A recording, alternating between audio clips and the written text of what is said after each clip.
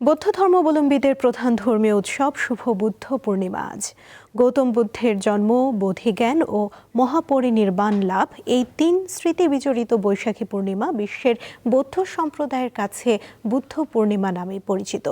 বৌদ্ধ পূর্ণিমা উদযাপনে রাজধানী ঢাকা সহ দেশের বিভিন্ন স্থানে নানা কর্মসূচি রয়েছে। এই মুহূর্তে রাজধানীর মেরুল বাড্ডায় আন্তর্জাতিক বৌদ্ধ বিহারে আছেন সহকর্মী লাবণী গুহ। সেখানকার কর্মসূচি জানবো তার কাছ থেকে। লাবণী, মেরুল বাড্ডার আন্তর্জাতিক বৌদ্ধ বিহারে শুভ বুদ্ধ পূর্ণিমা উদযাপনের কি তথ্য রয়েছে আপনার কাছে, জানাবেন।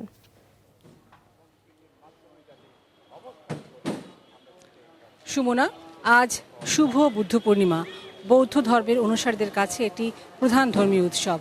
আর এই উৎসবটি পালনের জন্য আমরা এখন আছি রাজধানীর মেরুল বাড্ডা মন্দিরে, আন্তর্জাতিক মহাবিহার যেটাকে বলা হয়।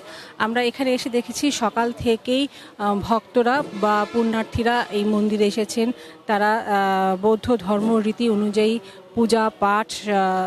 পূজা পাঠ এবং গৌতম বুদ্ধের প্রতি তারা ফল, জল, ফুল, প্রসাদ সহ নিবেদন করছেন।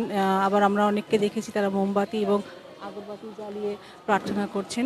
আমরা যদি আপনাদেরকে একটু দেখাতে চাই যে এই মহাবিহারে একটি বড় গাছের নিচে যেখানে চারিদিক থেকে গৌতম বুদ্ধের অনেকগুলি মূর্তি বসানো আছে, সেখানে ভক্তবৃন্দরা যাচ্ছেন, সেখানে তারা তাদের প্রসাদ নিবেদন করছেন, অর্পণ করছেন।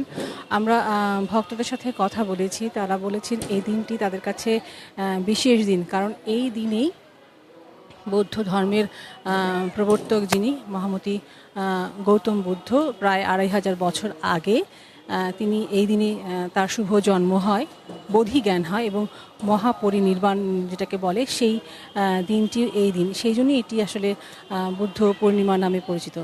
তাদের কাছে এই দিনটি অত্যন্ত ভাব গাম্ভীর্যপূর্ণ এবং তারা বলেন যে মহামতি গৌতম বুদ্ধের যে জীবন দর্শন সেটি হচ্ছে যে অহিংসা, সাম্য, মৈত্রী এবং প্রীতির বন্ধনে সহাবস্থান করা।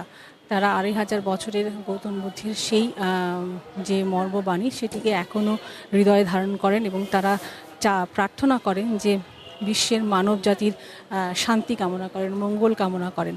তারা বলেন যে তারা যুদ্ধ নয়, বিগ্রহ নয়, হিংসা নয়, সম্প্রীতির বন্ধনে যাতে সকল মানুষের সহাবস্থান হতে পারে সেই চিন্তাই করেন।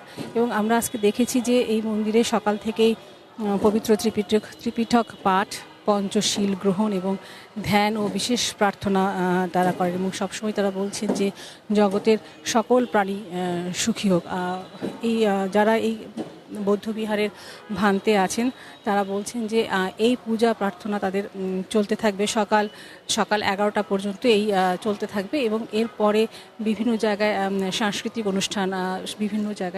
অনুষ্ঠান হবে। সন্ধ্যায় সাংস্কৃতিক অনুষ্ঠান, ফানুসুনানা সহ বেশ কিছু কার্যক্রম হবে বলে আমাদেরকে জানিয়েছেন তারা। সুমনা, আন্তর্জাতিক বৌদ্ধ বিহার থেকে বৌদ্ধ দিবস উপলক্ষে এটাই ছিল আমার কাছে সর্বশেষ। লাবণী, ধন্যবাদ আপনাকে।